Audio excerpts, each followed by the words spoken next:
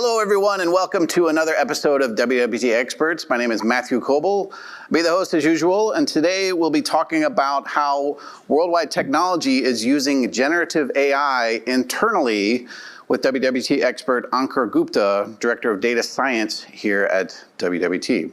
Ankur's been with us for a bit over 8 years now and regularly works with Worldwide Technology's clients on data science and AI solutions, but he's also helping out obviously with the things we're doing internally. Prior to joining us, he held similar roles at several companies in India, and he shared that early in his career, the big revolution everyone was talking about was cloud computing, and back then, data science wasn't totally a thing yet. People around him thought that he and his peers just did clever things with math, and he sees a lot of parallels between the cloud computing revolution and the current AI revolution. The exception being that really in the AI space, everybody's talking about it and everybody's excited about it. Even his mom is using AI to figure out what to cook for dinner based on what's left in the fridge, which I think is kind of a cool example of AI. So please welcome Ankur Gupta. Ankur, great to see you. Thanks for joining us. So I gotta leave. Like, what is your mom making with the stuff that's left there? How's she know to do that? Even is it because she's got a son like you? Funny.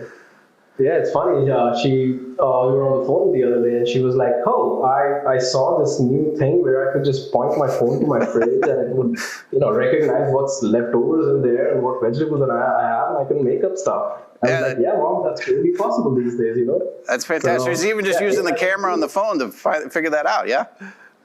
Yeah. High-tech.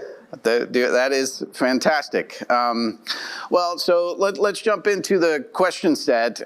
Curious, as you're working with Worldwide Technology internally and sort of thinking about how we work with clients, what's that overall vision that we've got, helping us and helping our clients sort of accelerate generative AI solutions that we're creating out in the market?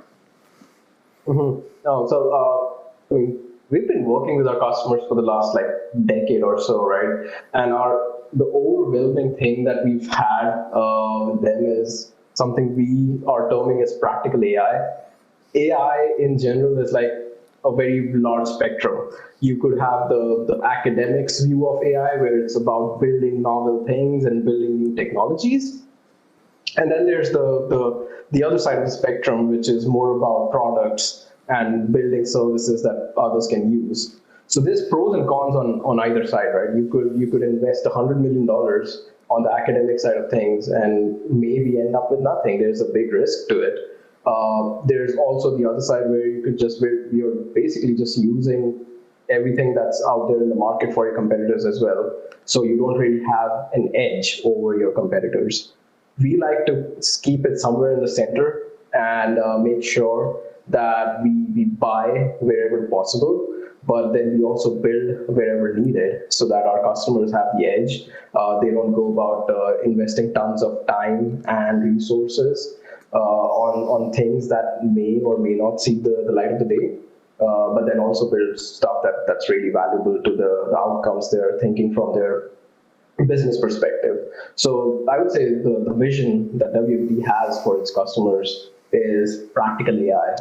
Keep it balanced, keep it somewhere in the center, and make sure you're always thinking about outcomes and value to the business whenever you're thinking about AI. So yeah, that would be it. Yeah.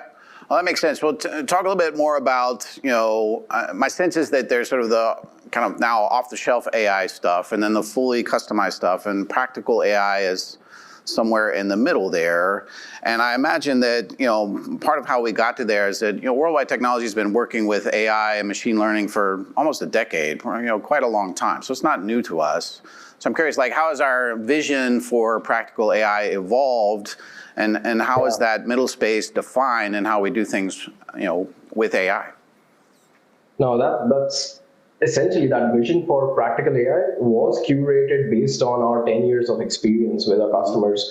We've worked with mining customers and built patent-worthy solutions, which involved a lot of innovative thinking in there.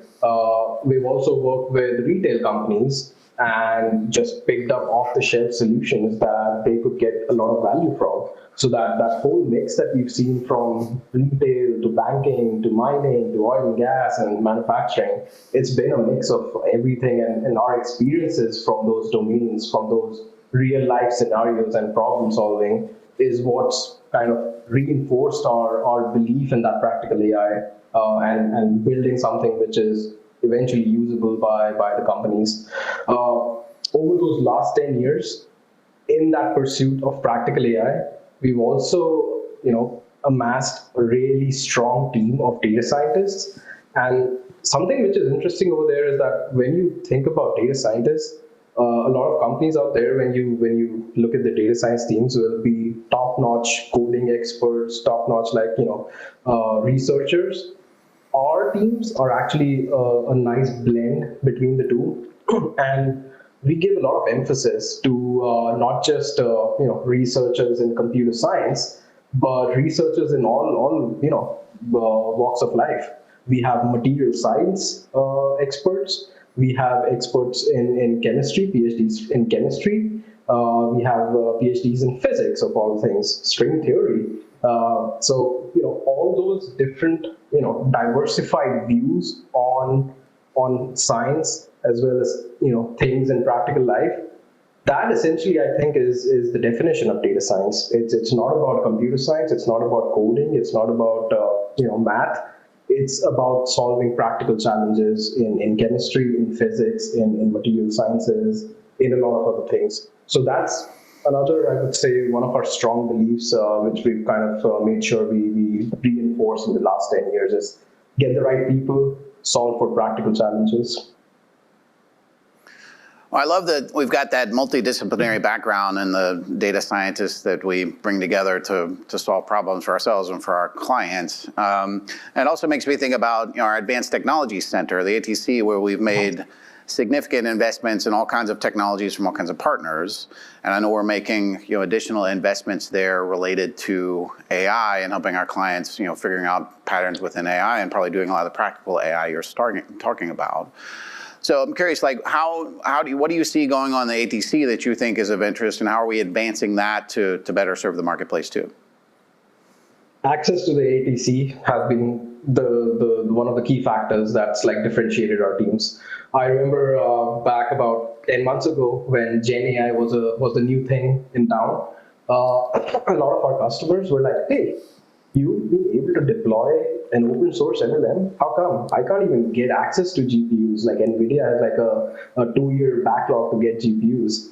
And I could proudly say that, "Oh, you know what? We've been playing around with GPUs since 2018. We've had GPUs in the ATC since last 5 years. We have the top of the line H100s and A100s. Now in the ATC, we've been able to deploy LLMs over there and play around with it." So access to all this high-powered piece of equipment has been a differentiator for us, and it's allowed our data scientists to play around and explore the art of the possible, which is really dependent on access to these things. So it's not just beneficial for our teams, it's beneficial for our customers, because now we can go back and advise our customers on whether technology stack A is better than technology stack B or C based on whatever they're trying to do with it. So yeah, ATC has been phenomenal in terms of especially the Gen AI, LLMs, GPU offerings that's on top of mind for all of our customers. Well, it's also my understanding that within the ATC, we are hosting large language models, and we're kind of exploring different emerging LLM stacks. So I'm curious if you can sort of speak to that a little bit. What do we mean by those emerging LLM stacks, and how are those represented in the ATC? Oh yeah. Again, LLMs are new. Generative AI is new. 11 months ago, back in January, when people were asking us, our customers were asking us, "Hey, what's your thought on these solutions and how can we go about solving the problems?" We had to really dig in and understand what's happening out there and what is the best way our customers can benefit from it. And while we were doing that, our data scientists, uncovered this, way of using LLMs, which essentially make sure that we are focusing on the right things and not going about developing, or redeveloping something that's already built out there. For example, RAGs is something of a common word right now, retrieval augmented generation. It's kind of like standard for building solutions on top of LLMs these days. But we started off doing a version of RAGs. We did not call it RAG, but we were doing RAGs back in February, March, earlier this year, which is all about 3 layers that we kind of internally focused on developing our expertise on. There's obviously the generative layer, which is all about the LLMs.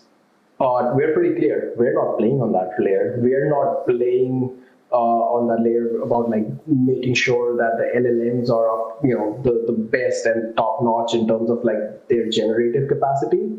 We leave it to the big techs for that. We leave it to the Metas and the Microsofts and the OpenAIs of the world to make sure that they're coming up with the best LLMs out there. However, we do incorporate the best of the LLMs out there into our generative layer. And we make sure it's like a plug and play. So we might be playing around with GPT-4 right now. We might swap it out with an Anthropic next month if required, if our solution needs it. So that's the generative layer where we don't spend a lot of time and resources on. It's just a plug and play. But where we do spend a lot of time and effort on is the context layer, which is the second piece of our stack. The context layer is all about the data and the information. So again, going back to the early days, right? And I say early days, it's basically the beginning of this year. But every question that we had was like, hey, how can I incorporate my organization's data into this LLM solution? How can I have these bunch of documents? How can I make sure this information is about the LLM? So that's where the context layer comes in. It makes sure that we take data, industry-specific, organization-specific data, and take it through our process of converting it into embeddings and making sure that we are using the right embedding models, making sure we're laying out the embeddings nicely, whether it's a tree form, whether it's a wide or a deep form, and that architecture of the embeddings is essentially the key for the context layer. And once we have those figured out, the right embedding models, it sets us up nicely to then use the LLMs on top of these embeddings. So the context layer is all about what I just talked about, making sure we hit the right embedding models, we structure our embeddings right, and we make sure it's all of that data is accessible for the LLMs. And then comes the third piece, which is the exchange layer, which is essentially the glue between the context layer and the generative layer. The exchange layer is not a lot of, that is not where a lot of attention is placed right now commercially. A lot of attention, all the attention is right now being hogged by the context layer. You see all the innovation coming in terms of vector databases and embeddings and stuff. But maybe a few months down the line, all that attention will shift to the context layer, the exchange layer in the middle. And that's where we'll see innovations in terms of caching and what should be the right transportation mechanism for going from the generative layer to the context layer and back. So productionalization aspects, making sure that things scale well, making sure there's a load balancer for the LLMs. So all of that will be a part of the exchange layer, and that's where we'll see the innovation happening in the next 6 months or so. So yeah, essentially those 3 layers, the context layer, the exchange layer, and the generative layer is what we've been focusing a lot on in building our solutions for WWT internally, but then also for our customers externally. Oh. Well, I understand that a lot of your time you spend working with our clients, our customers on AI and data science, but you've also been an integral part of the team internally that's been exploring various ways for us to use generative AI ourselves for our own business. So I'm curious if you tell us what are we doing there? What are we working on that's of interest? And how have we managed the process of figuring out the best opportunities for us to pursue internally? So there's a number of things internally that we are pursuing. And it's interesting you talk about the process, because initially when we started this whole exercise, it was like, hey, let's reach out to all the lines of businesses and get their ideas on how generative AI could be of help to them. We gathered about like 75 plus ideas from all lines of businesses. Some of them were Gen AIs worthy. Some of them were traditional AI, and it was more about making sure that traditional AI had a place in there, and that could help with with the idea that was in there. But essentially, it was a whole funnel, getting from that 75 to then the three or four that we would pursue in our, the objectives being that we want to make sure we provide value back to the business. We do that in a time which is feasible. So there's obviously value and complexity that we always weigh the ideas on. But then there's a third thing that we also weighed ideas on, which was all about learning. So we want to make sure we provide value. We do it in a feasible amount of time, and our teams learn from those experiences and take those experiences out to our customers and help those customers out. So those are the three criteria we kind of focused on while picking out ideas from those 75. Eventually, it was three paradigms that we finalized on. Two of those were development worthy. One was more on the buy side of the practical AI, which was more on the coding assistant. So the coding assistant, we were evaluating offerings from GitHub Copilot, some of the open source offerings out there from Codium, etc. On the development side, we had two ideas that snuck up the list. Those were, one,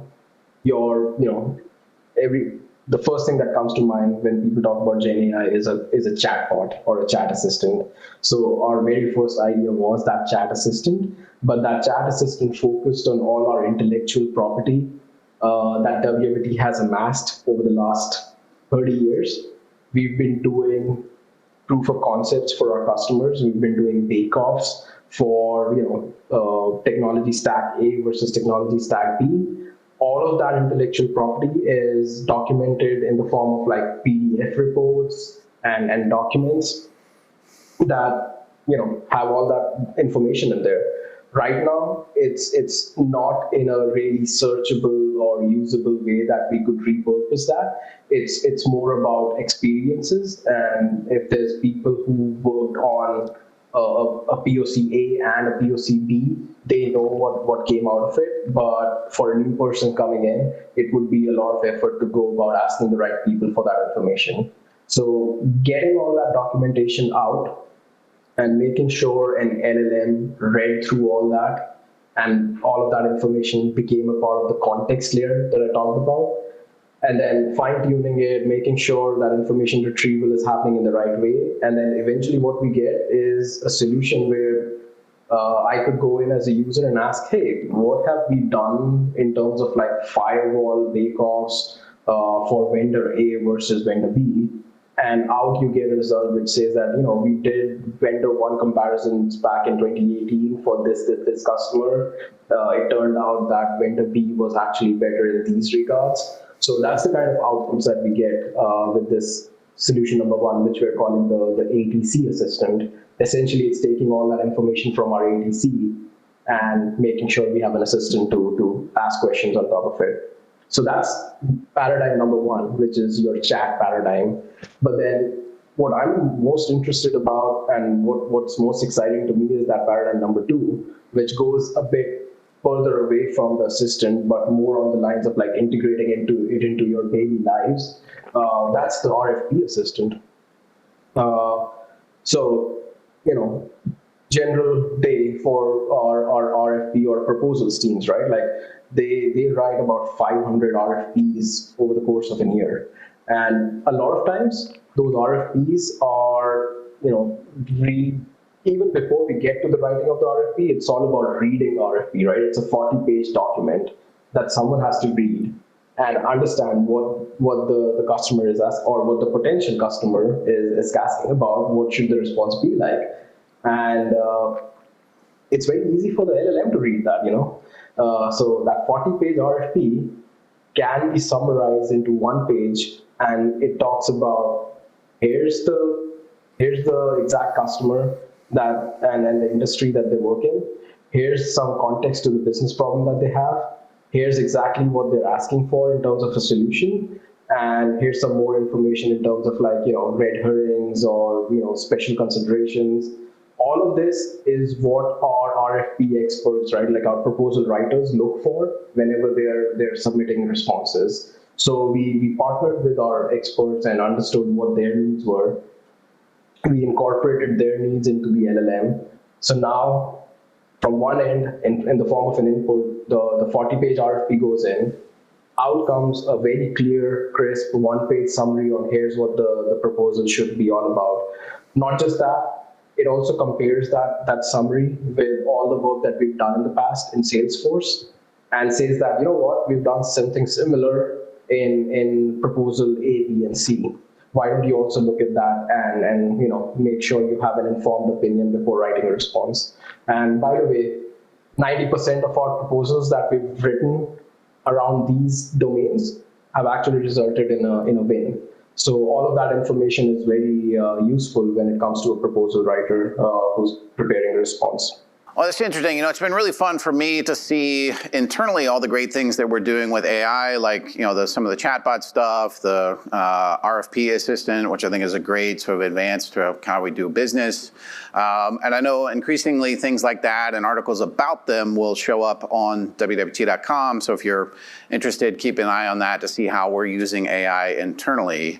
I do want to go off script a little bit here, Ankur, and ask you, as you're working with clients out in the marketplace, probably most have started with their AI pursuits at some level, but you're engaging with a new client. Like, what are the 2 or 3 things you're telling them to really keep in mind as they move forward with their generative AI work? Oh, yeah. So one of the things we keep hearing out there, and it's a myth. Let me just debunk it right now. But there were talks about how, with the advancement of Gen AI, you don't really need to structure your data now, and it's that you can just dump all your data into a generative AI solution and hope for the best answer in there. Well, that does not happen. Gen AI is not your solution to data governance, and data governance is as important to regular AI as it is to Gen AI. You may get like short-term rewards with dumping your documents into a Gen AI solution, but for the long term, you still have to focus on governance. Governance remains key to anything related to eventually using that data. The other thing is that it's still a pretty open field. It's still evolving. There's a number of players out there. There's obviously Azure and OpenAI and a bunch of open source players. You'll have your Hugging Face repositories with all the Meta and the Llama solutions coming up. I would say putting all your eggs in one basket right now may not be the right thing. We had a few weeks ago, we had the whole OpenAI fiasco with the board and the CEO. If you were an OpenAI customer back then, you would have been really nervous. So it's not that OpenAI is the only player out there. And I would also say, like, come utilize our AI lab, test out all that there is out there. From Azure, from Google, from Amazon, from Anthropic. It's all available through the AI lab that we have in the ATC. And based on our experience, they are all comparable. There's pros and cons to everything. It's just you need to pick the right one for your situation. All right, well, last question for you. If you're looking ahead at the next 2 years, 5 years out, I know it's hard to predict, but what are you excited to see in the marketplace with respect to data science, AI, and the kinds of work that you do? It's becoming mainstream. That's where I feel is the change has happened over the last couple of years. And I feel this change will then carry forward to be something that not just, 2 years ago, data science, analytics was for the academics, for the CIOs, for the CXOs, maybe. It was not for your regular person who goes out and works a living in a field out there or in a mine out there doing a blue collar job. In the next 3 to 5 years, everyone will have AI to benefit from, and it's going to be something which the regular CXO takes advantage of, the governments take advantage of, but your farm worker using AI can figure out which seed is the right to buy and plant at what time. All of these information, even though right now it's augmented with some sort of intelligence in there, your farmer does not know how that's coming about. And that's going to change in the next 3 to 5 years, where a lot of that data, a lot of that information is going to be for them to decide and work out. Yeah, and I would say, just to put a bow on the show, like, I want to get home and my refrigerator will tell me what to make for dinner based on what it knows is left in there, right? Kind of like your mom's doing That's today. already happening. Yeah, that's the thing of the present. Yeah, the future all right, is fair enough. close. Well, Ankur, thanks so much for joining us today. Appreciate you coming and sharing your expertise. All right, great to be here. Thanks for having me. Yeah. And thanks for you joining us as well. We've got always a lot of great new WWT Experts episodes coming up in the future. A great back catalog as well that you can watch on demand at any time. Head to wwt.com/events. You can check all that out. We always love to get your feedback too. So you may get a survey if you watch this. You're also welcome to email me, email Ankur with any feedback you have, questions, and so forth. And with that, that wraps today's expert session, and we'll see you next time. Thank you.